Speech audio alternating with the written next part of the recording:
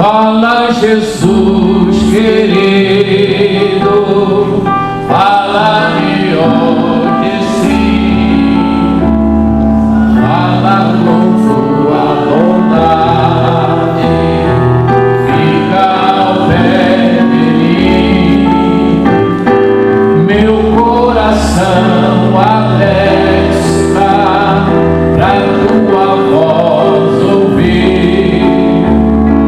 enche-me de louvores e gozo pra te servir. Fala-me suavemente,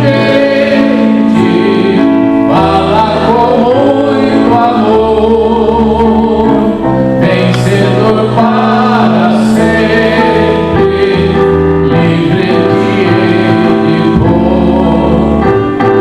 Fala-me cada dia, sempre em eterno tom, ouvir tua voz eu quero, e neste mesmo som, para teus filhos fala, e no caminho bom, pela bondade os guia, a pedir o santo dom, queiram consagrar-se para suas vidas dar, obedecendo a Cristo e com fervor amar. Fala-me suavemente, fala com muito amor, vencedor para sempre, livre que hei de pôr. Fala-me cada dia, sempre em eterno tom, ouvir tua voz eu quero, e neste mesmo som, como no tempo antigo, tu revelaste a lei, mostra-me tua vontade e a tua santa grei, deixa-me gloriar-te, quero a ti louvar, cantar alegremente e sempre te honrar. Fala-me suavemente, oh glória, fala com muito amor, glória a Deus, para sempre, livre de erro, glória a Deus. Cada dia, sempre em eterno tom, ouvir tua voz eu quero, e neste mesmo som. Amém? Quando diz aqui terno tom, tem alguns lugares aí que não pode cantar esse hino, né? Terno tom é Pai, Filho e Espírito Santo. Amém? Vamos louvar o Senhor com presença e classe. Esse hino que nós louvamos é uma verdadeira oração, né? Falando com Deus, pedindo para Ele continuar falando conosco. 304.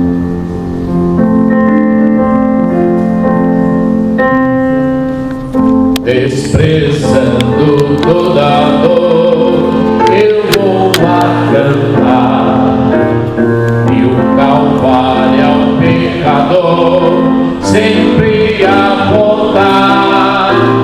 Flecha transpassaram-me, padeci grandor, mas Jesus, com minha luz, faz-me vencedor. Aleluia! A face adorada de Jesus verei. Não é para qualquer um. Esta vez no céu estarei. hinos vou cantar. Você não está cantando aqui hoje? A Jesus, minha luz, Ele quis salvar. Pode a noite escurecer, não servir Jesus, mas clamando com poder brilhará a luz. Pode os laços de Satã todos descertar, mas Jesus pela cruz faz-te triunfar. A face adorada de Jesus verei, com alegria amada no céu estarei, na mansão dourada hinos vou cantar. A Jesus, minha luz, que me quis salvar. Quando estou a contemplar a montanha além, onde a luta governar, está Jesus também, que estende a sua mão sobre nós da lei. Sei assim que por mim Cristo vela aqui.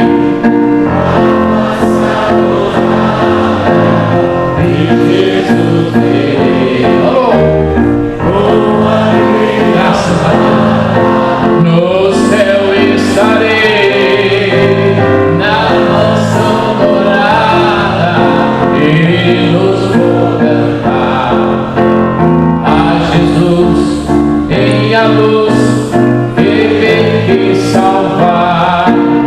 Se anda a sonda estou sem luz, quase a perecer.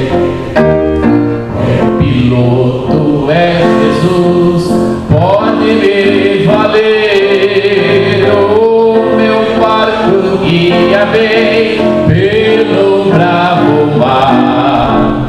Sim, Jesus me conduz, posso sossegar. A face adorada de Jesus verei, com alegria amada no céu estarei, na mansão dourada hinos vou cantar. A Jesus, minha luz, que me quis salvar.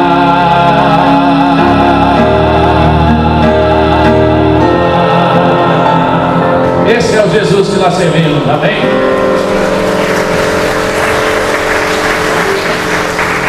Se é para Jesus, vamos bater palmas com entusiasmo. Amém. Aleluia. Glória a Jesus. Vamos nos colocar em pé. A palavra de Deus é lâmpada para os nossos pés e é luz para o nosso caminho. Se nós estivermos com essa palavra plantada nos nossos corações, fala a boca o que está cheio no coração. O nosso coração precisa encher de coisas boas. Nós precisamos amar uns aos outros assim como Cristo nos amou, assim como Deus nos amou e entregou o seu próprio Filho para morrer em nosso lugar. E não foi fácil. Quando Jesus estava preso no Gólgota, esperando apenas ser travado numa cruz, ele disse: Pai, se for possível, passe de mim este cálice. Todavia não seja feita a minha vontade, mas a tua. A vontade de Deus não era essa, mas para salvar o mundo, para salvar as almas, Ele entregou seu Filho para morrer no nosso lugar. Vamos ler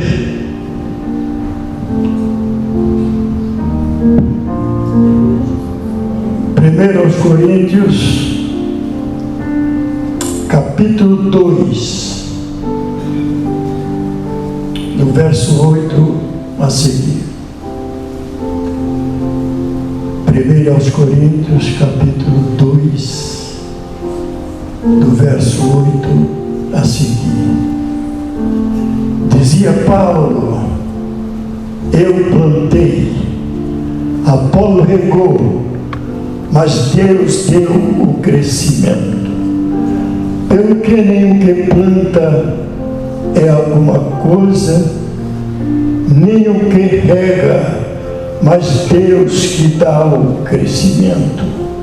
Ora, o que planta e o que rega são um, mas cada um receberá o seu galardão, segundo o seu trabalho.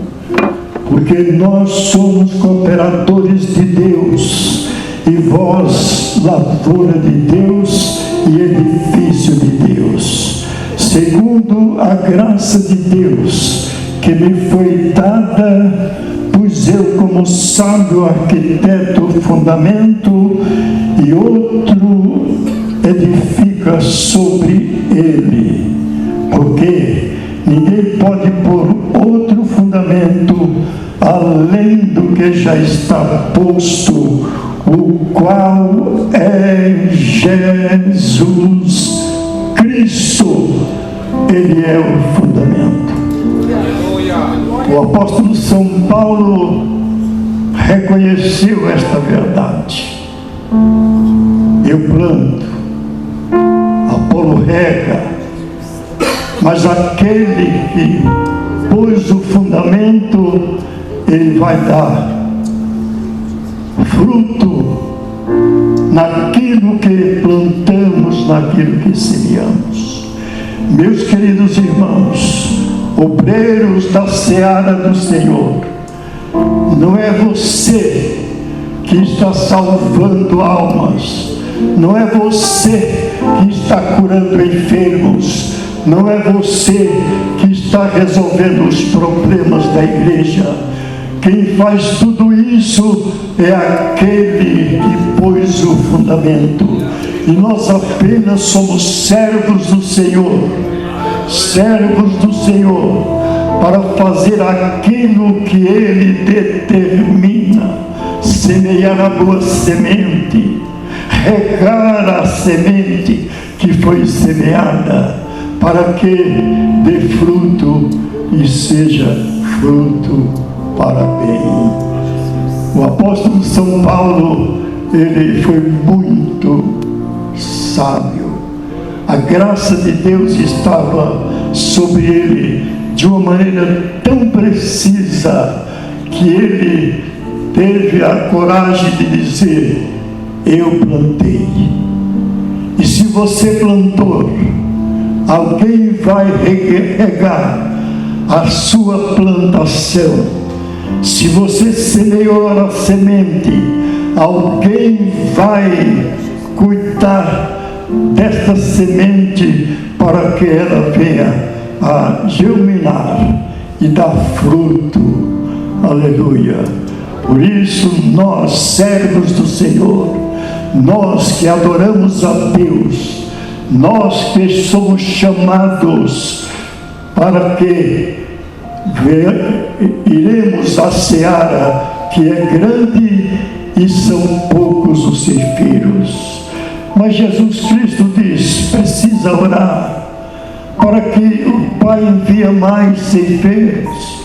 E se nós oramos, e se nós clamamos e apresentamos a Deus a necessidade do desenvolvimento e o crescimento da obra aonde Deus nos tem colocado, irmãos, as mãos do Todo-Poderoso se estendem e Ele Ele opera milagres e maravilhas, ouvindo e respondendo às nossas orações e súplica. O que nós precisamos é confiar naquele que dá o crescimento na planta. O que nós precisamos é acreditar que Ele é o Senhor que comanda todas as coisas, e não cai uma folha única de uma árvore, senão pela sua permissão. Deus abençoou o apóstolo São Paulo para que ele semeasse. Deus abençoou Apolo para que regasse. Deus deu crescimento àquela planta que nasceu porque foi plantada e regada. E é o que nós precisamos entender, é isso. Na congregação, aonde quer que estejamos, devemos semear a boa semente. Precisamos ver a terra, se ela está recebendo a seiva suficiente para que aquela semente venha a germinar, crescer e dar fruto. Deus espera de nós que dêamos frutos, e que produzimos fruto, e que cuidamos dos frutos que a planta germina, e assim a obra de Deus vai crescendo. A obra de Deus vai crescendo.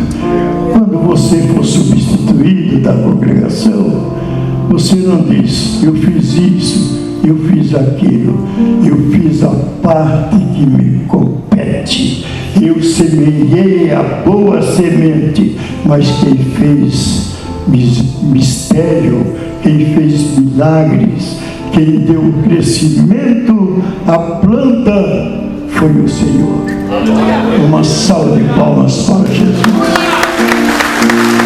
Ainda em pé, vamos fazer mais uma oração.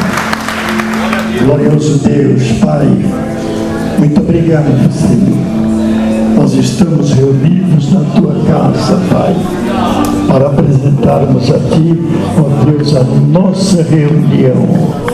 Dê-nos a graça e a sabedoria para que possamos, ó Deus, no diálogo, no entrosamento, na troca de palavras, termos a direção do Espírito Santo, porque aquilo, ó Deus, que passamos no papel, nós esperamos a Tua aprovação.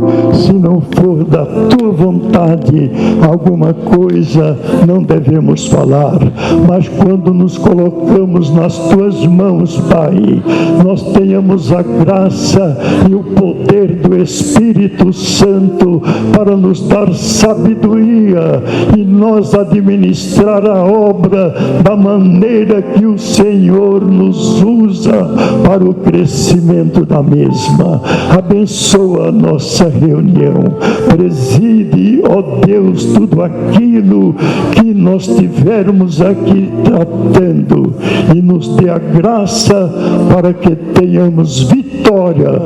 Em nome de Jesus te pedimos.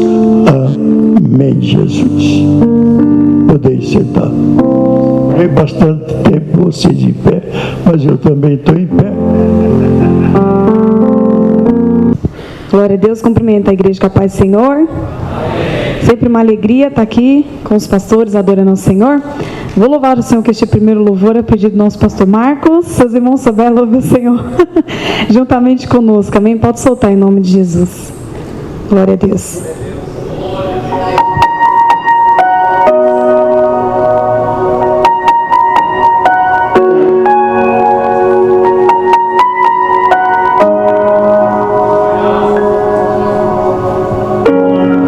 Parece que está tudo bem,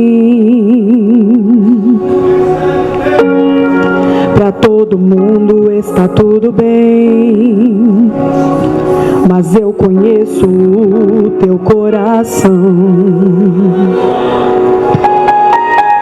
Conheço você por dentro e por conhecer. Quantas vezes está sorrindo, mas por dentro está chorando. Por fora tem a cicatriz, mas por dentro está sangrando. Mas eu conheço o teu coração. Conheço você por dentro. Antes de eu começar a minha obra em sua vida, lá no ventre da sua mãe, a sua história eu já tinha escrito, filho. Só parece que é o fim, vai morrer e o desespero toma conta do teu coração. Mas eu não perdi, não. Mas eu não perdi, não, o controle, não. Eu não perdi o controle, não. Eu não perdi o controle, não. Eu não perdi o controle. A sua história já estava escrita. Eu não perdi o controle, não. Eu não perdi o controle, não. Eu não perdi o controle. Você crê? Eu não perdi o controle, não, não. Aleluia! Antes de eu começar a minha obra em sua vida, lá no ventre da sua mãe, a sua história eu já tinha escrito, filho. Só parece que é o fim, vai morrer e o desespero toma conta do teu coração. Mas eu não perdi, não. Mas eu não perdi, não. Mas eu não perdi, não. Mas eu não perdi, não. Mas eu não perdi, não. Mas eu não perdi, não. Ah, querido, e eu não perdi o controle, não. Ah, eu não perdi. Aleluia. Pode uma mãe se esquecer de um filho. Davi estava esquecido, cuidando de ovelha estava esquecido. José estava esquecido, na cisterna estava esquecido. Venderam ele, estava esquecido. No palácio estava esquecido, na prisão estava esquecido. O paralítico estava esquecido, no tanque de Betesda estava esquecido. O cego Bartimeu estava esquecido, em Jericó estava esquecido. O carpinteiro estava esquecido, venderam ele, estava esquecido. Prenderam ele, estava esquecido. Deram uma cruz pra ele, estava esquecido. Na via dolorosa estava esquecido. Crucificaram ele, estava esquecido. Ai, no primeiro dia estava esquecido. No segundo dia Rabadai. Mas no terceiro dia ele ressuscitou. No terceiro dia ele se levantou e mandou: eu vim aqui só para te dizer, não perdi o controle, não. Ei, caramba, você quer essa palavra?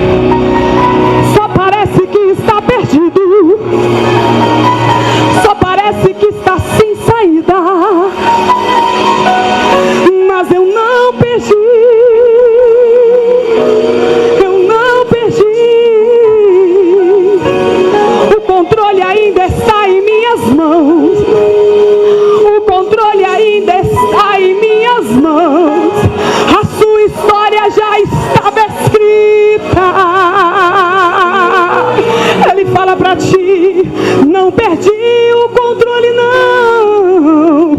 Eu não perdi o controle, não.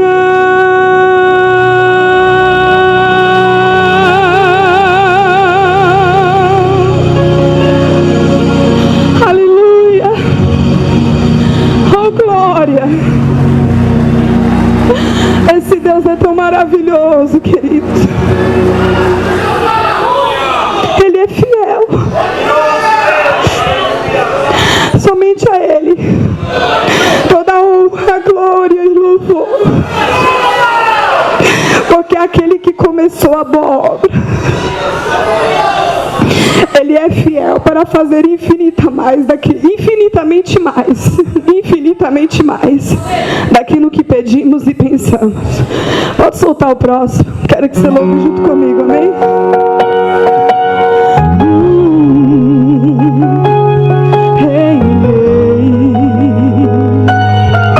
O Senhor está à procura de corações quebrantados.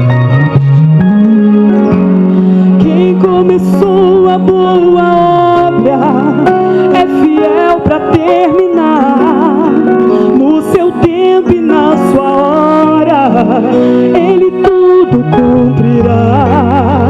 Passe os céus e passe a terra, sua palavra não vai passar, porque é mais fiel que Ele nunca houve, não haverá.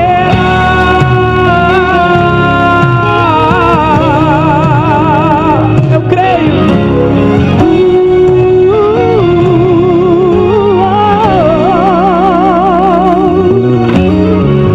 O medo vem a todo instante pra querer minha fé roubar, dizendo: você já tentou demais, agora pare de sonhar. Então fui ler os meus projetos e comecei a analisar.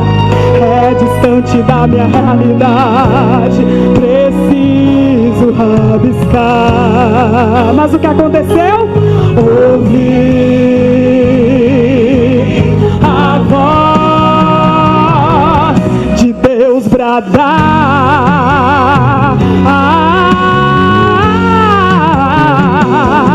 dizendo: filho, espere um pouco, que agora eu vou falar. E Ele fala para alguém que está aqui essa manhã: eu não te trouxe até aqui para morrer. Será que você se esqueceu? Eu penso mais alto que você, e o meu caminho é maior que o seu. Então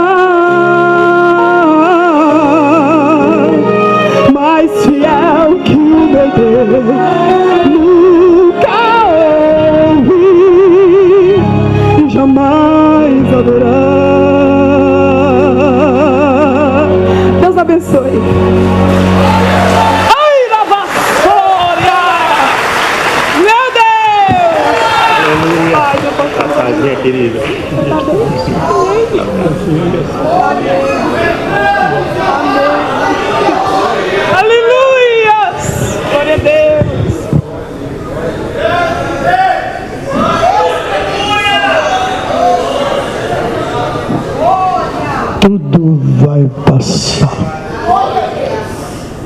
Passará os céus e a terra, mas aqueles que estão ligados em Cristo permanecerão para toda a eternidade. Eu acredito em um Deus que realiza milagres. Eu não sei se vocês ainda estão crendo no Pentecostes, no dom de línguas estranhas, na profecia,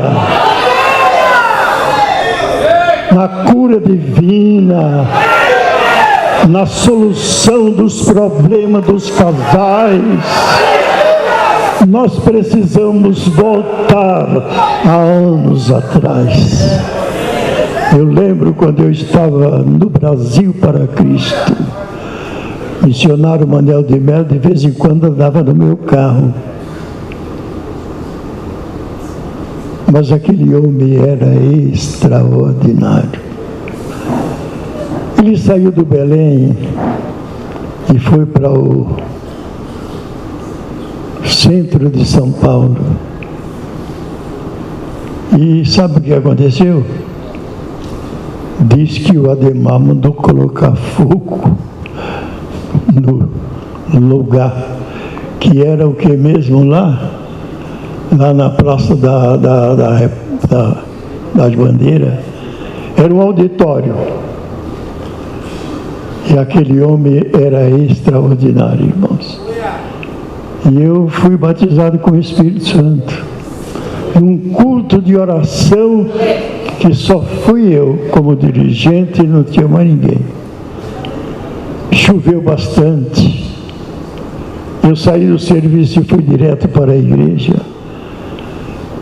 Cheguei lá, a irmã Josefa, que morava, ela abriu a igreja e falou: mas hoje não vai vir ninguém. Eu falei: como não? Eu estou aqui. Mas cadê o povo? Deixa o povo. Choveu bastante. E eu falei: eu vou fazer o culto. Ela abriu a igreja, eu entrei, eu peguei o livro, era um outro seminário, como é que chama? Inário. E cantei 2 hinos. Abri a Bíblia, li o texto, falando do poder de Deus na vida daqueles que nele creem. E eu ali apreciei o conteúdo daquele texto, falando sobre do movimento, a manifestação do poder de Deus, da palavra que é luz. Depois eu fui orar, ajoelhei, comecei a orar. Eu era mais ou menos, não tinha 2 anos ainda de crente, já era diácono. Daqui a pouco eu fui tomado pelo poder de Deus. Jesus se manifestou de uma maneira tal que eu comecei a gritar na igreja. E a dona Josefa desceu correndo, bateu na porta e abriu e entrou. O que está acontecendo? O que está acontecendo? Eu não falava nada, só falava línguas estranhas. E ela não entendia nada que eu falava. Mas o que foi? O que aconteceu? Jesus me deu dom de línguas, me batizou com o Espírito Santo. E eu quero dizer para vocês que eu continuo sendo pentecostal. À noite, no meu devocional, eu falo línguas estranhas. Às vezes eu estou pregando e falo línguas estranhas. Às vezes eu estou falando com uma pessoa, daqui a pouco eu falo línguas estranhas. O Pentecostes é para os nossos dias. Deus não mudou. Quem mudou fomos nós, que nos acomodamos. Mas eu acredito que nesse ano 2023, Assembleia de Deus, Ministério de Madureira, aqui na cidade de Guarulhos, ela vai ser renovada, porque nós vamos começar a fazer vigília, campanha, oração, jejum, para Deus reativar a igreja. Você acredita nisso? Dá uma salva de palmas para Jesus. Aleluia. Eu acredito. Amém. Amém. Eu quero convidar aqui o pastor Vitor Gardilha. Ele vai nos falar aquilo que Deus falou com ele e que ele meditou, e ele vai dividir conosco. Acredite em milagre. Deus quer te abençoar. Hoje Ele pode te batizar com o Espírito Santo ou curar a tua enfermidade. É uma questão de fé. A fé remove montanhas.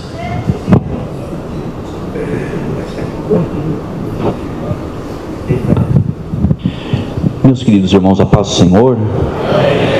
Antes de iniciarmos, queremos avisar que as irmãs já podem subir para o segundo andar para ter o seu espaço. Junto com esta reunião de obreiros, está acontecendo a reunião com as esposas de obreiros. E hoje nós temos disponibilidade para o segundo andar, então poderemos atender não somente as esposas dos dirigentes, mas as esposas dos obreiros em geral. Lembrando que isso está dentro da proposta de formação continuada dos obreiros do campo de Guarulhos, que eles sejam abençoados pelas reuniões de obreiros, junto com suas esposas, pelo CPO, curso preparatório de obreiros, pelo Seminário Teológico de Guarulhos e pela Escola Bíblica de Obreiros e Membros. Nós tivemos a primeira no ano passado, graças a Deus foi muito proveitoso, e já temos a próxima agendada para o mês de maio. Está na agenda do campo, não percam. E como o nosso pastor tem falado, a igreja tem se dedicado a buscar a presença do Senhor através de trabalho de vigília, de jejum, de oração. Nós já tivemos algumas vigílias aqui na igreja sede, onde tivemos uma boa cooperação de pastores e membros do campo.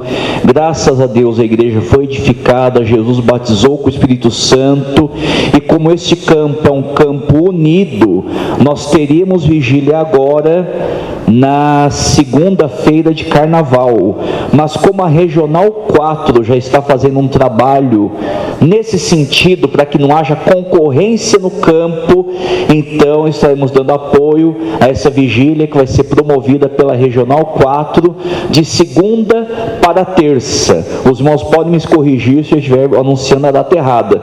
Então a vigília da sede será reprogramada para uma outra data, porque estaremos lá com os irmãos da Regional 4, e contamos com a presença dos irmãos também conosco aqui. O propósito é o mesmo: buscar o Senhor na beleza da sua santidade. Por favor, abra a palavra de Deus no livro de Atos, capítulo 11. Atos, capítulo 11, a partir do versículo 19. E vamos ler também os 3 primeiros versículos do capítulo 13.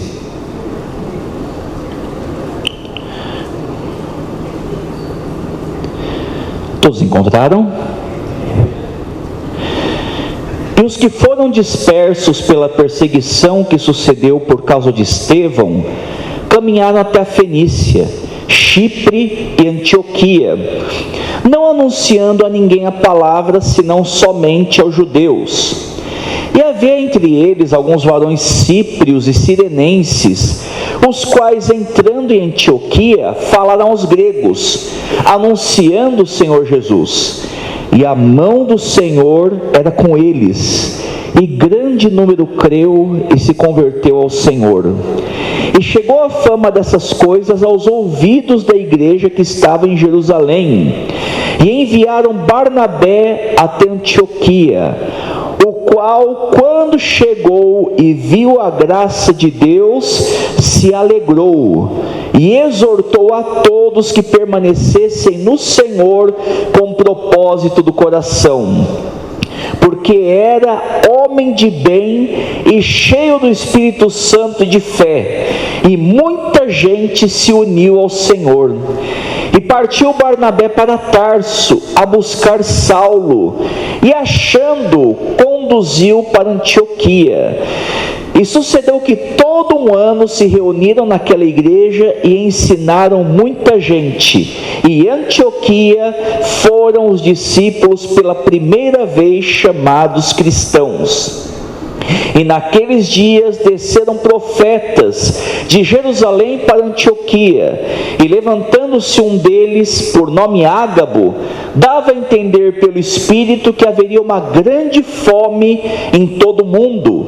E isso aconteceu no tempo de Cláudio César. E os discípulos determinaram mandar, cada um conforme o que pudesse, socorro aos irmãos que habitavam na Judeia. E eles com efeito fizeram, enviando-os aos anciãos por mão de Barnabé e de Saulo. Capítulo 13. E na igreja que estava em Antioquia, havia alguns profetas e doutores, ou profetas e mestres, a saber, Barnabé e Simeão, chamado Níger, e Lúcio e Cireneu, e Manaém, o que fora criado com Herodes, o tetrarca, e Saulo. E servindo eles ao Senhor e jejuando, disse o Espírito Santo: apartai-me a Barnabé e Saulo para a obra a que os tenho chamado. Então, jejuando e orando e pondo sobre eles as mãos, os despediram. Maravilhoso Senhor, estamos na sua presença, te damos graça e somos dependentes da tua unção, da tua virtude e da tua palavra. Dê a tua palavra ao nosso coração nessa manhã e nos ajuda a obedecer a tua palavra. Nesse momento apresento também cada vida, cada lar, cada necessidade, cada congregação. Que o Senhor venha suprir em glória a nossa necessidade. Confiamos em Ti e queremos buscar o Teu reino em primeiro lugar. E podemos descansar sabendo que o Senhor cuida de nós. O Senhor cuida do aflito, o Senhor cuida do triste, o Senhor cuida do necessitado. E o Senhor também cuida dos seus obreiros, dos seus ministros e da Tua casa. Em nome de Jesus, Senhor, agradeço. Amém. Irmãos, quando falamos da igreja primitiva, muitas vezes nós pensamos de imediato na igreja em Jerusalém, mas todo o período do primeiro século é a igreja primitiva, e outras igrejas também têm muito a nos ensinar. Em especial, eu tenho uma admiração muito grande pela igreja de Antioquia e por Barnabé. Nós vamos falar de Barnabé daqui a pouco, mas se vocês pudessem me explicar, perguntar a mim, por que você admira tanto a igreja de Antioquia? É porque simplesmente eu considero a igreja de Antioquia uma igreja completa. E a igreja do Senhor, nos dias de hoje, também tem que buscar ser uma igreja completa. No decorrer da minha fala, isso vai ficar o mais claro. Por que isso é tão importante? Porque o Evangelho é um Evangelho que alcança o homem por completo. Não alcança apenas a alma do homem, mas alcança o corpo, a alma, o espírito. Não apenas alcança o homem, o transformando em um ser litúrgico, ou seja, o transformando em alguém religioso que vai passar a frequentar determinados eventos, mas não. O Evangelho traz o homem para a igreja e do templo o envia para o mundo. Não afeta apenas a rotina religiosa do homem, mas afeta a rotina familiar do homem, a rotina profissional do homem, o impacto do homem na sociedade. Porque nós não somos frequentadores de culto, nós somos adoradores, e a nossa adoração não é simplesmente algumas horas durante a semana, mas a nossa adoração são 365 dias e 6 horas, ou seja, para o adorador não existe diferença entre vida religiosa e vida secular. Para o adorador tudo é religioso, porque ele cumpre aquilo que Paulo ensina: quer eu coma, quer eu beba, quer eu faça qualquer outra coisa, tudo é feito para a glória de Deus, porque o evangelho que salva o homem por inteiro se envolve por inteiro em todas as áreas de sua vida. E toda teologia ruim e todo ministério limitado são ministérios que pegam uma parte da verdade, levam ela ao extremo e se esquecem do todo. Por exemplo, a Bíblia afirma que Deus é transcendente, ou seja, Deus é infinitamente excelente. Deus está totalmente além do nível da criação. Quando Jesus fala que Deus é Espírito, a ideia não é de imaterialidade, mas que Deus é um ser excelente. Foi aquele impacto que Isaías teve quando entrou no templo do Senhor e teve a visão do Senhor, e viu Deus sendo adorado pelos serafins que diziam: Santo, Santo, Santo é o Senhor dos exércitos, e toda a terra está cheia da sua bondade.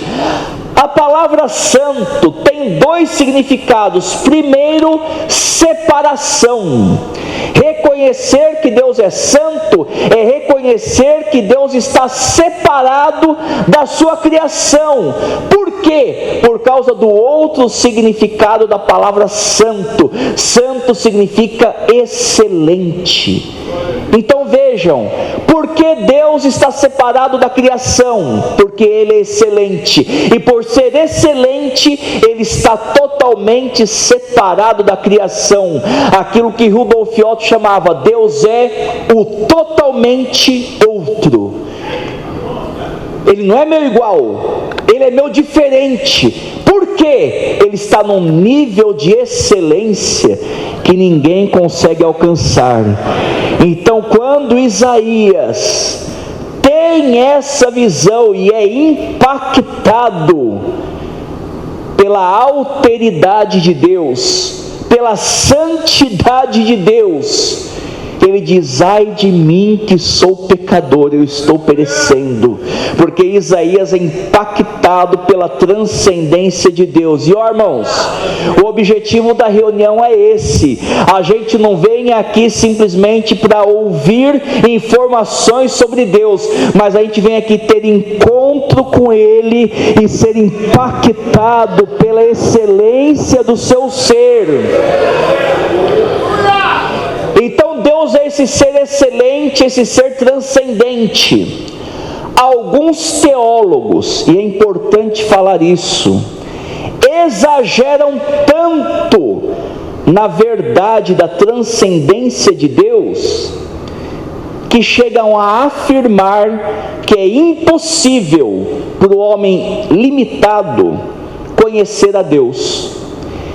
E qualquer tentativa de falar algo sobre Deus é presunção, porque Deus está infinitamente além do limite da compreensão humana.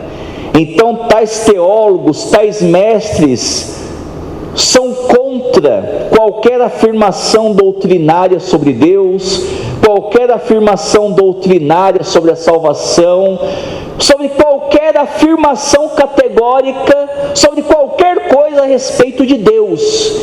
E isso é importante de ser falado, porque isso tem sido pregado nos dias de hoje. Olha, Deus é tão grande que ninguém consegue entender Deus, não adianta ensinar qualquer coisa sobre Deus, a linguagem humana é pobre demais para transmitir qualquer conhecimento verdadeiro sobre Deus. E isto é um grande erro, porque tais pessoas pegam uma verdade sobre Deus e a exageram até o limite da heresia praticamente. Porque o mesmo Deus que é excelso é um Deus imanente, é um Deus que se relaciona com o homem. O mesmo Deus que estava recebendo a adoração dos serafins estava preocupado com o que se passava em Jerusalém, com o que se passava na terra, e dizia: a quem enviarei e quem há de ir por nós? E foi tomada uma brasa do altar que purificou o profeta, e ele disse: eis-me aqui, envia-me a mim. O mesmo Deus que procura adoradores, procura obreiros, e é necessário que essa busca tenha um fim no meio da igreja. O Pai procura adoradores, aqui tem que ter adorador. O Pai procura a quem enviar, tem que ter gente aqui disposta a colocar a mão no arado e fazer a vontade do Senhor. Mas o mesmo Deus transcendente conversa com Isaías, dá uma mensagem para Isaías, dá uma palavra para Isaías. Ou seja, nós somos limitados em conhecer a Deus, mas Deus se revela pela palavra, e aquilo que conhecemos de Deus é verdadeiro. No céu conheceremos Ele face a face, mas hoje nós temos o Evangelho para anunciar.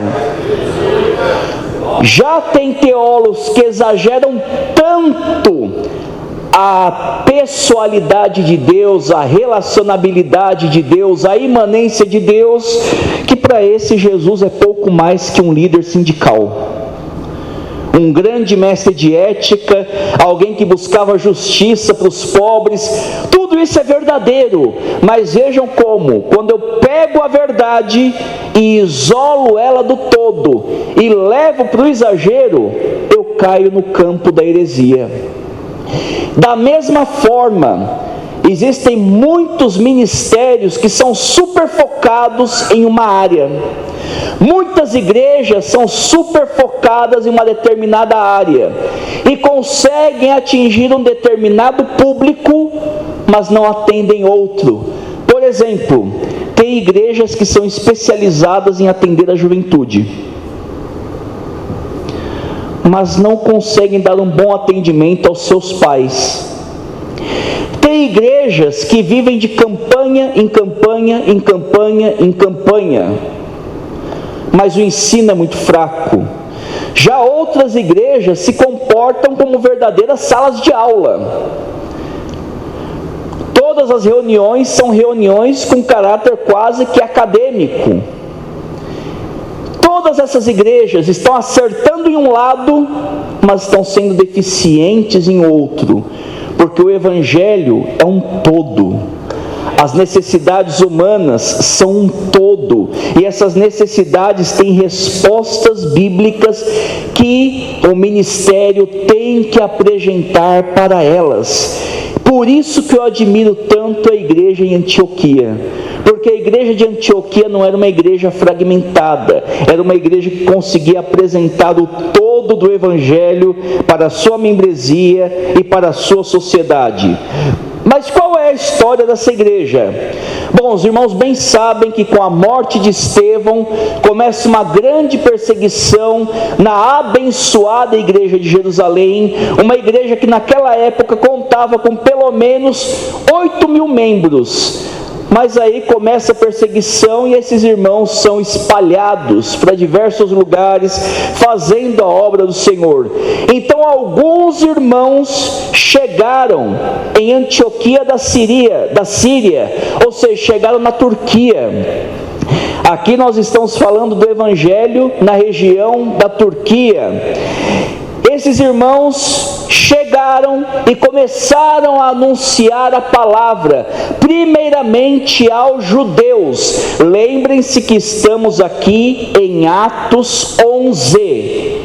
Em Atos 15, a igreja se reúne para discutir a questão do Evangelho para todas as nações, tendo o entendimento mais claro, inclusive do testemunho de Pedro, quando o Espírito Santo é derramado na casa de Cornélio, que era romano. Ele fala: olha, cristianismo não é um judaísmo 2.0 não. Cristianismo não é um judaísmo melhorado, não é uma seita judaica, mas o cristianismo realmente é uma nova aliança, onde Deus estará levantando um povo que não tem fronteira territorial, não tem fronteira étnica, e o Espírito Santo está sendo derramado sobre toda a carne. Mas aqui esse entendimento ainda não está muito claro. Então os discípulos da igreja em Jerusalém estavam pregando a palavra para os judeus, provavelmente na sinagoga.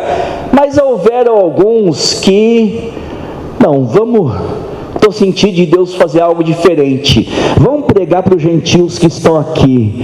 Irmão, nunca despreze as boas ideias que surgem no meio da congregação,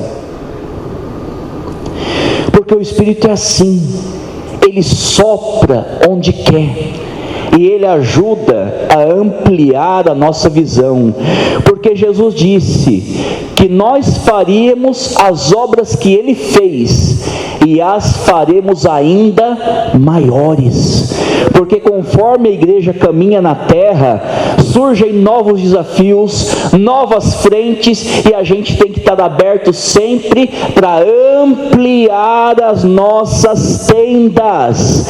Então nunca despreze o sopro do Espírito, que leva a igreja a fazer algo novo. Já pensou se eles tivessem parado na sinagoga? A igreja de Antioquia teria ficado restrita aos judeus, mas o Espírito Santo sempre quer levar a gente para fora da zona de conforto e mostrar: tem alguém que precisa ouvir a palavra, mas não estou acostumado a falar para essa gente, não estou acostumado a pregar desse jeito, mas sempre vai ter alguém que o Espírito Santo vai usar para abrir a nossa mente e ampliar a nossa visão. Então eles pregaram a palavra aos gentios. Paulo foi conhecido como apóstolo aos gentios, mas a igreja em Antioquia já pregava para os gentios com muita propriedade, e um grande número deles creu no Senhor. E essa notícia chegou à igreja de Jerusalém, e a igreja de Jerusalém se preocupou: será que é avivamento ou será que é bagunça? Será que é obra de Deus ou será que é obra de meninice? Vamos mandar um obreiro para lá para supervisionar, porque uma das funções do ministro da palavra é essa: agir como um bispo, agir como um supervisor, agir como um orientador a respeito daquilo que a igreja está fazendo. E mandaram Barnabé, levita convertido, natural de Chipre, que doou generosamente para a igreja em Jerusalém. E Barnabé não era esse nome, não era o nome dele, Barnabé era apelido. Ele era chamado de filho da consolação, porque Barnabé tinha esse caráter de ter sempre uma palavra boa, ter sempre um ombro amigo, ter sempre esse espírito incentivador de incentivar os irmãos. Irmão, se você recebesse um apelido, que apelido seria esse? Porque o apelido de Barnabé estava ligado ao tipo de crente que Barnabé era. Barnabé era um incentivador. Se desse um apelido para mim, que apelido seria esse? Barnabé chega na igreja de Antioquia, e o texto diz que quando Barnabé chega, ele se alegra, porque ele discerne a mão do Senhor sobre a igreja. Barnabé não chegou com a pretensão de mandar no avivamento, de cercear a obra do Senhor, mas ele chegou simplesmente com a incumbência de discernir: é de Deus, é da carne ou é do diabo? E quando Barnabé chega, ele diz: é de Deus. E ele se alegra junto com os irmãos. Então ele simplesmente fala: continuem servindo ao Senhor com alegria e firmeza de coração. Então Barnabé, mais uma vez, faz jus ao nome: um apoiador em um incentivador. Porque a Bíblia fala que ele era um homem cheio do Espírito Santo e era um homem de bem. É muito importante falarmos sobre isso, irmãos, porque pela nossa doutrina da salvação, da graça de Deus e do pecado, nós entendemos que nenhum ser humano é bom o suficiente para alcançar a salvação. Ninguém obtém a salvação por mérito ou por obra. Então nós conseguimos entender que só Deus é bom. A justiça humana é como um trapo de imundícia, e isso está correto. Porém, lembra aquilo que eu falei do exagero? Às vezes a gente enfatiza tanto a falta de bondade absoluta do homem, ou seja, a incapacidade do homem de ser bom a ponto de merecer a salvação, que a gente se esquece que o homem é imagem e semelhança de Deus, e Deus é bom, e Ele também coloca uma medida de bondade no homem. Mesmo que essa bondade não alcance a salvação, nós podemos, no nível relativo, olhar para um homem e dizer: este é um bom homem, este é um homem mau. E na igreja, muito mais, porque essa imagem e semelhança de Deus é potencializada pelo poder da palavra, pelo poder do Evangelho e pelo Espírito Santo. E um dos frutos do Espírito é a bondade, é a benignidade. E por que eu estou falando isso? Porque tem muito crente ruim.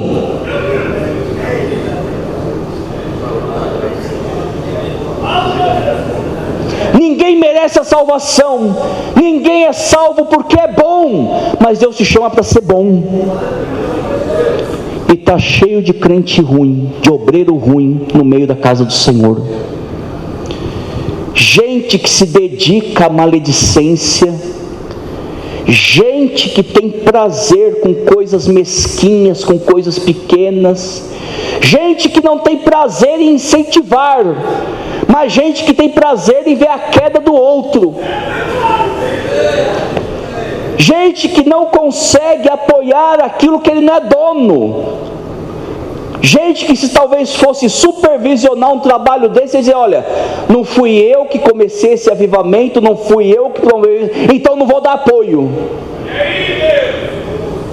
É gente ruim, irmãos. Tem muito crente feliz porque fala em línguas estranhas, e devemos sim buscar o poder de Deus, mas não conseguem perceber a sua falta de santidade, que se traduz em ruindade.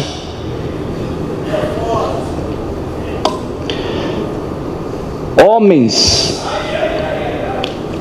que lideram estatística de violência doméstica, porque já foi falado que boa parte da violência doméstica acontece nos lares dos crentes, por causa do machismo de alguns homens. Mulheres que entram naquilo que está escrito lá em Provérbios, que é melhor morar no deserto do que com uma mulher rixosa. Gente ruim, gente ruim. E a gente foi chamado para amar a Deus e amar o próximo como a si mesmo. Barnabé era cheio do Espírito Santo e ele era um homem de bem.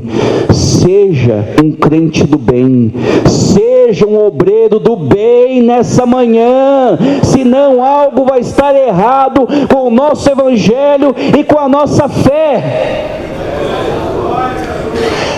Lá está escrito lá em Miqueias capítulo 6, versículo 8, o que é que o Senhor quer, o que o Senhor pede de nós?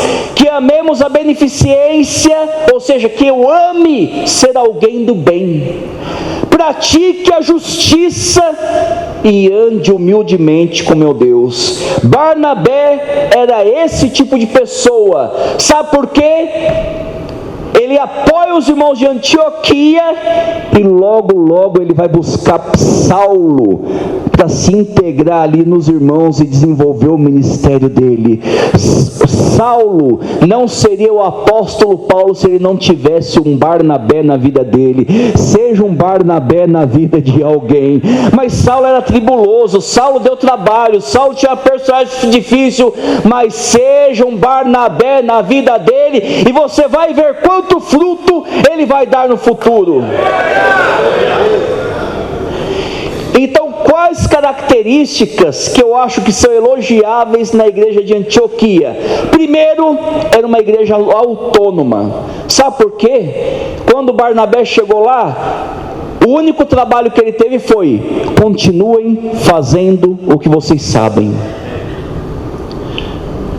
Quanto menos necessário é o pastor, mais autônoma é essa igreja. Lá em Efésios 4 diz que o objetivo do trabalho pastoral é equipar os santos para o serviço do ministério, ou seja, para que cada parte do corpo de Cristo, unidas umas às outras, faça o seu justo trabalho para o seu crescimento em amor. E a igreja de Antioquia tinha autonomia, porque ela não dependia de ninguém para saber o que era certo e para fazer o que era certo. Jean Piaget dizia que o grande segredo do crescimento da aprendizagem era você alcançar autonomia, aonde você consegue ter autonomia intelectual de saber o que é certo e autonomia moral para fazer o que é certo, sem ninguém precisar mandar. Aí eu pergunto: você precisa que alguém mande você fazer aquilo que é certo? A igreja de Antioquia recebeu Barnabé, mas ela não era dependente de Barnabé, porque ela já estava fazendo aquilo que era certo. Irmãos, nós seríamos hipócritas se disséssemos que não sabemos o que Deus quer de nós. Você sabe qual é a vontade de Deus na tua vida, você sabe qual é a tua chamada, você sabe qual é a tua vocação. Então nessa manhã seja autônomo para dizer sim para Deus, ainda que ninguém mais esteja dizendo. Seja autônomo para fazer a vontade do Senhor, sem que ninguém tenha que mandar, sem que ninguém tenha que te empurrar, sem que ninguém tenha que mandar você fazer aquilo que você sabe que é para ser feito. Que nós nessa manhã possamos alcançar o status de servo inútil, porque o servo inútil não fez nada além de fazer aquilo que ele sabia que era para ser feito. E nós estamos vivendo hoje tempos em que as pessoas estão abaixo do nível do inútil, porque sabe, mas não faz. Você sabe que Deus te chamou para ser alguém do bem. Você sabe que Deus te chamou para ser alguém cheio do Espírito Santo. Você sabe que Deus te chamou para ser alguém de testemunho. Você sabe que foi chamado para que onde você andar, alguém diga: ali vai um santo homem de Deus, ali vai uma santa mulher de Deus. Você sabe que Deus te chamou para anunciar o Evangelho. Você sabe que você foi chamado para viver como adorador. Você sabe que Deus não compactua com mentira, com falcatrua, com relaxo, com carnalidade, com mundanismo. Você sabe que você foi chamado para apresentar o seu corpo em sacrifício vivo, santo e agradável a Deus. E esse é o nosso culto racional, no sentido de culto inteligente. Adorar a Deus sem ser por inteiro é uma adoração tola. Você sabe que foi chamado para não se conformar com este mundo, não pegar o jeito do mundo, não pensar como o mundo pensa, não falar como o mundo fala, não agir como o mundo age, mas pelo contrário, experimentar a transformação do seu entendimento. E para quê? Para quê? Para quê? Para que eu experimente a vontade de Deus, que é boa, que é santa, que é perfeita e agradável. Deus não te chamou para imundície, mas Deus te chama para excelência, e você sabe disso. Você sabe, você sabe, você sabe. Então, se você sabe, seja que nem os crentes de Antioquia, não dependeram de apóstolo, não dependeram de bispo, mas foram espalhados e começaram a praticar a vontade de Deus, a tal ponto que quando chega um supervisor diz: só continue fazendo o que vocês já estão fazendo. Tenha autonomia nessa manhã, em nome de Jesus. Em segundo lugar, a igreja de Antioquia era autônoma e era uma igreja acolhedora. Ela não recebeu de braços cruzados Barnabé e Paulo. Ela é uma igreja inclusiva. Ela não reclamou quando a igreja de Jerusalém pediu um relatório por parte de Barnabé. Ela não tentou puxar o tapete dele, não tentou fechar, isolar Barnabé, mas pelo contrário, ela recebeu Barnabé na sua membresia. Nós começamos a ler Atos 11, Atos 13, está lá Barnabé, e está lá também Paulo, congregando na igreja de Antioquia. Era uma igreja receptiva. E por que é tão importante falar isso? Porque a maior parte dos problemas na igreja não são problemas de ordem doutrinária, mas são problemas de ordem relacional. Poucas pessoas se afastam da Assembleia de Deus por motivo de convicção doutrinária. A grande maioria se afasta porque foi magoada por alguém, porque foi decepcionada por alguém, porque não se sentiu acolhida, porque não se sentiu incluída. A maioria dos nossos problemas são de ordem relacional. Irmãos, isso é uma lástima, porque ser crente é ser especialista em relacionamento. Por quê? Porque o grande mandamento é amar a Deus acima de todas as coisas, colocar meu relacionamento com Deus como prioridade na minha vida, e amar o próximo como a mim mesmo. Então, ser crente é ser especialista em relacionamento com Deus e relacionamento com o outro. Se a gente não está dentro do limite da nossa possibilidade, porque Paulo reconhece que às vezes não é possível, mas se não estamos chegando no limite da nossa possibilidade para promover relacionamentos saudáveis na igreja, estamos falhando. E a nossa história dá testemunho disso. A Assembleia de Deus ganha muito, perde muito, e hoje em dia nem ganhando muito está só perdendo muito. E falo isso com conhecimento das estatísticas que estamos tendo no campo de Guarulhos.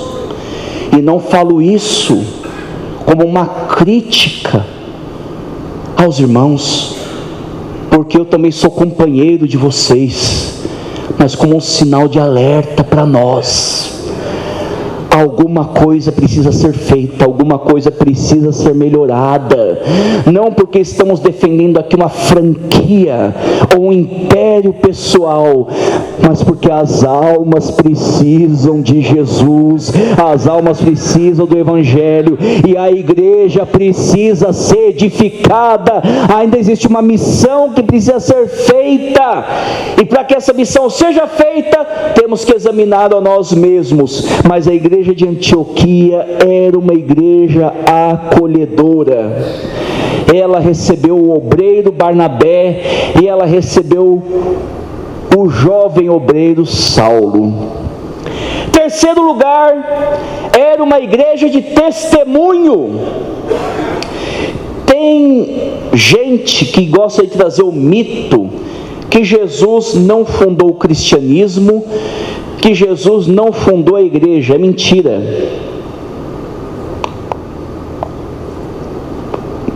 Jesus fundou a igreja. Jesus é o fundador do cristianismo.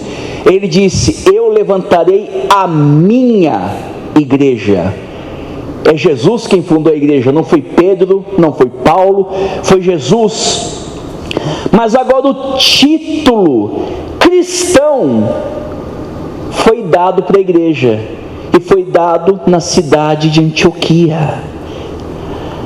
A Bíblia diz que a igreja de Antioquia cresceu, Paulo e Barnabé ajudavam no ensino, e a igreja não trouxe um título para ela, mas a sociedade deu um título para aquela igreja. Começou a chamar aqueles irmãos de cristãos. Eram os cidadãos de Antioquia que falavam: lá vai um cristão, lá vai um cristão, os cristãos vão se reunir neste domingo. E o título cristão, os irmãos bem sabem que significa pequeno Cristo ou imitador de Jesus Cristo. Então quer dizer que naquela cidade, quando os crentes iam para o culto, falavam: lá vai alguém parecido com Jesus, lá vai um imitador de Jesus, aqui passou um pequeno Cristo, aqui passou um cristão. Então vejam que a igreja era uma igreja de testemunho. E Jesus planeja que a igreja seja assim, irmãos. Jesus disse: da mesma forma que o Pai me enviou, eu envio a vocês. E lá em Atos capítulo 10, está escrito assim: Deus ungiu Jesus de Nazaré com o Espírito Santo e poder. Então, se nós somos enviados que nem Cristo foi, a igreja também tem a unção do Espírito Santo e de poder. E se está faltando, é só buscar. Porque Jesus disse: da mesma forma que o Pai dá pão e não pedra ao Filho, dá peixe e não serpente, quanto mais o Pai dará o Espírito Santo àqueles que o pedirem. Deus ungiu Jesus de Nazaré com o Espírito Santo e poder, o qual andou por toda parte. Jesus andou em toda parte. Adorador anda em toda parte. Eu tinha um professor que dizia: onde é que a gente coloca desodorante? É onde está fedendo. Aonde o crente tem que ir? Aonde está fedendo. Mas ele não fede, ele leva um bom cheiro de Cristo. Andou por toda parte fazendo bem. Jesus era do bem, você tem que ser do bem também. Curando todos os oprimidos do diabo, porque Deus era com ele. Irmãos, essa é a nossa chamada. a gente vai por todo mundo, no poder do Espírito Santo, fazendo bem, efetuando libertação, debaixo da presença dEle, que Ele está conosco todos os dias, até a consumação dos séculos. E quando isso é cumprido, sabe o que a igreja ganha? Testemunho. Lá vai um imitador de Cristo, lá vai um servo de Deus, lá vai um santo homem de Deus. Quando eu me converter, eu quero ser que nem ele. Testemunho de Cristo, não escândalo, em nome de Cristo. A população brasileira está farta e está a ponto de vomitar a igreja por causa dos seus muitos escândalos, escândalos que ficam cada vez mais escancarados com acesso à internet e das redes sociais, escândalos morais, escândalos sexuais, escândalos financeiros, escândalos de relacionamento. Não podemos admitir. O Evangelho é mais do que isso. Ser crente é melhor do que isso. Ser igreja é melhor do que isto. E eu tenho certeza, sempre haverá aqueles que não se dobram a Baal, o remanescente, a exceção. Mas de que lado a gente vai estar como igreja? Nós vamos ser exceção ou vamos ser regra de alguém que está vivendo a boa, perfeita e agradável vontade de Deus? Além disso, era uma igreja solidária. Os irmãos estavam experimentando aquele grande avivamento e Deus usou um profeta. Você ainda acredita que Deus usa profeta? Eu já recebi profecia da carne, irmão, mas eu já recebi profecia de Deus. Então, irmão, não é porque às vezes alguém não teve sabedoria que você vai achar que Deus parou de falar. E quando Deus fala, o negócio é tremendo. E Deus usa um profeta chamado Ágabo para falar de uma grande fome. E o profeta falou e se cumpriu nos dias de Cláudio César. Os irmãos em Jerusalém estavam passando necessidade. Mas aqui em Antioquia está tudo bem. Não. Vamos levantar uma grande oferta. Vamos levantar mantimentos. Vamos ajudar. Lembra aquilo que eu falei do exagero? Tem gente que acha que a igreja ela tem que ser uma ONG, só pensar no social. Isso está errado. Mas a igreja que não pensa no social também está errada. Aí você pode dizer, mas devemos pensar no quê? No espiritual ou no social? Em tudo. Porque o Evangelho é um todo para o homem todo. Jesus nos amou por inteiro, então a gente ama por inteiro. A gente não só ora pelo necessitado, a gente vai e estende a mão. E eles levantaram uma grande oferta e deixaram para quem administrar? Barnabé e Saulo. Vai lá e leva para Jerusalém. Isso mostra, irmãos, um acolhimento genuíno. Eles não acolheram a pessoa para deixar ela relegada, mas acolheram, integraram e confiaram. Barnabé, Saulo, está aqui a oferta, está aqui a cesta básica, vão lá e vão levar em Jerusalém como nossos representantes. Nós confiamos em vocês. Irmãos, eu tenho pouco tempo, não dá para falar sobre isso, irmão, mas me preocupa uma certa avareza que tem tomado conta da igreja. E qualquer pastor que acompanha um relatório financeiro sabe disso. Nós evitamos falar de forma agressiva de contribuição justamente para evitar escândalo. Mas nós vemos que muitos irmãos têm se furtado de serem dizimistas, de serem ofertantes, de ajudar na manutenção do trabalho da própria igreja, de uma igreja que é transparente, de uma igreja que presta contas, e os irmãos têm se furtado de participar disso. Entenda, irmãos, Deus é o dono do ouro e da prata, mas Ele coloca o ouro e a prata na tua mão. para você administrar com amor e com generosidade. E eu não acredito em pegar Malaquias 3:10, isolar de um contexto e assustar a igreja. Mas é verdade que a avareza é pecado de idolatria. Seja solidário. O que é teu, pensa no outro, pensa no necessitado, pensa na casa do Senhor. O que Deus dá não é só para você. O povo nos dias de Ageu pensou assim, por isso que tudo que eles ganhavam parecia que ia para um saco furado. Deus faz milagre na vida do generoso. Nós somos cooperadores de Deus. Grandes coisas Deus fará através de nós. Ele é o dono do ouro e da prata, mas nós somos seus cooperadores que Ele confia a administração. Aliás, já foi falado hoje, um planta, um rega, Deus dá o crescimento. Deus dá o crescimento, mas Deus não planta, Deus não rega.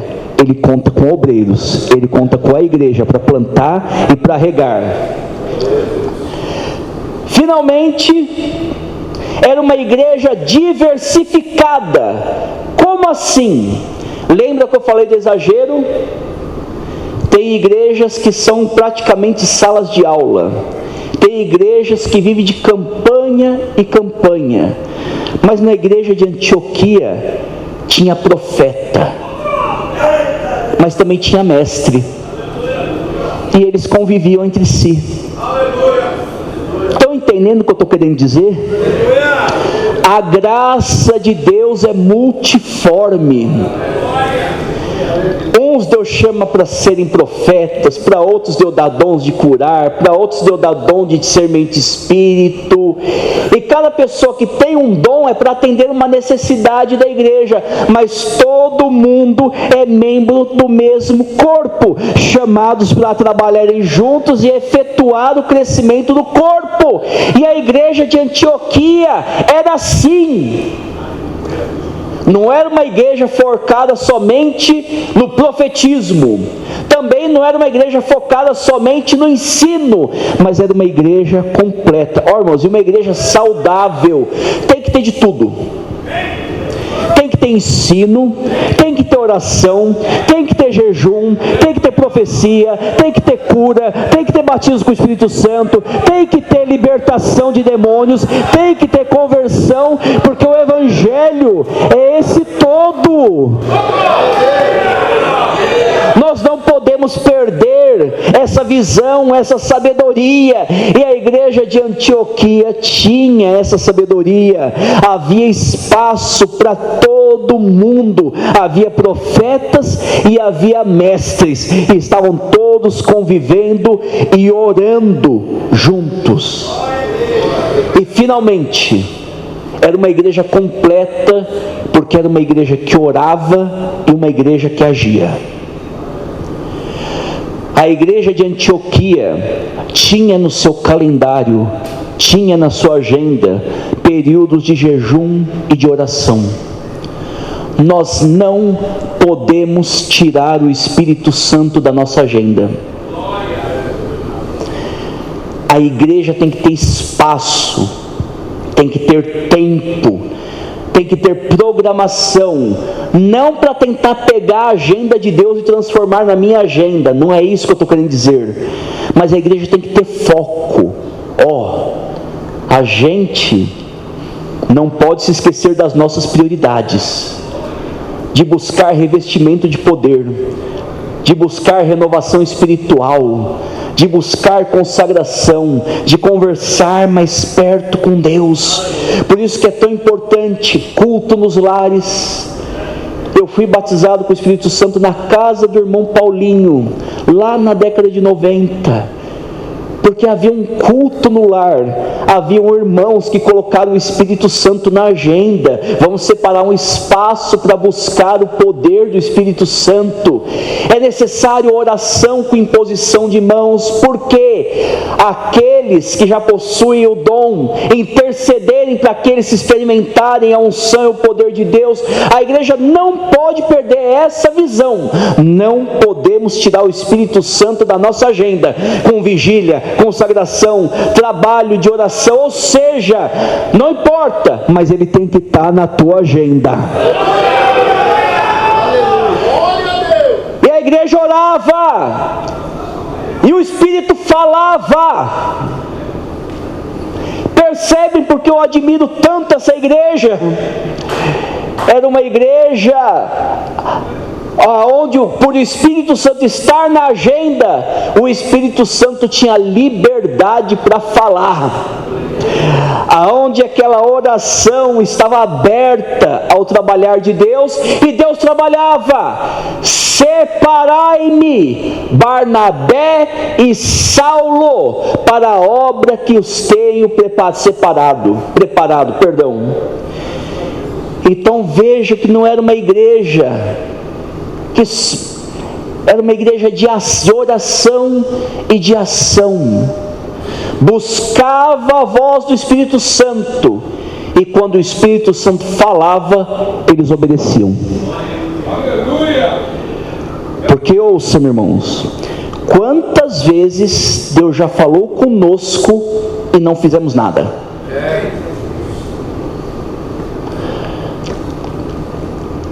Separai-me, Barnabé e Saulo, para a obra que os tem enviado. Sim, Espírito Santo.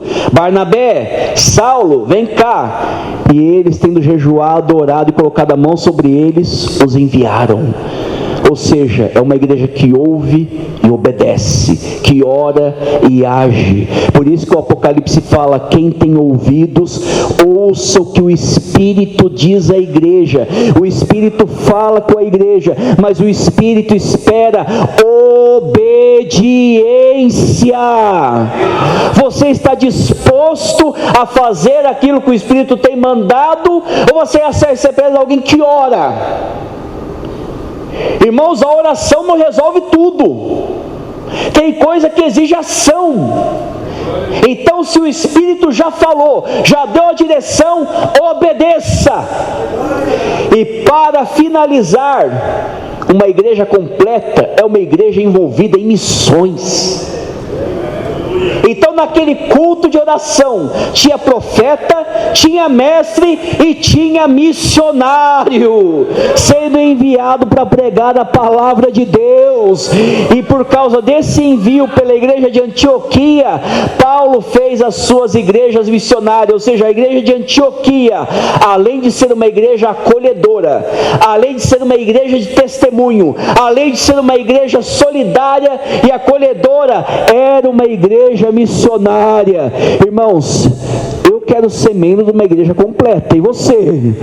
Eu quero ter um evangelho completo, eu quero pregar e realizar um ministério completo, um ministério que fala o corpo, que fala a alma, que fala o espírito, que fala as conjunturas sociais, um ministério que vai cumprir o ID de Jesus Cristo, de andar na unção de Deus, fazendo bem, levando libertação, porque Deus será conosco se assim fizerdes. Que Deus abençoe os irmãos, que nós não possamos apenas admirar essa igreja, mas que nós possamos imitá-la, e que nós possamos ter a felicidade de chegarmos ao nível de servo inútil, de alguém que simplesmente fez o que o Senhor mandou. Você sabe o que Jesus quer de você. Então agora vamos partir para a ação, vamos partir para a obediência. Eu agradeço a oportunidade em nome de Jesus.